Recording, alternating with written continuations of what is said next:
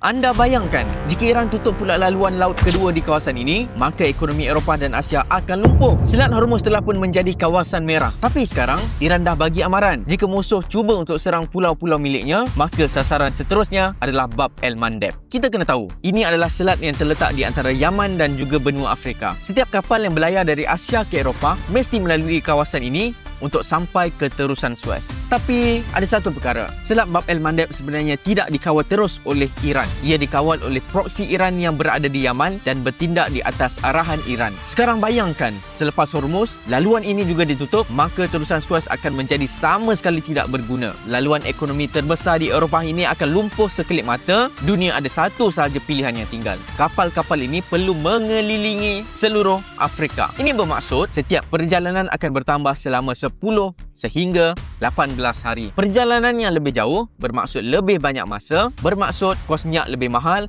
dan akhirnya harga barang akan naik. 20% bekalan minyak dunia melalui Selat Hormuz dan 12% perdagangan dunia melalui Bab el-Mandeb. Jika kedua-dua selat ini ditutup, maka akan berlaku kenaikan harga barang yang sangat di luar jangkaan.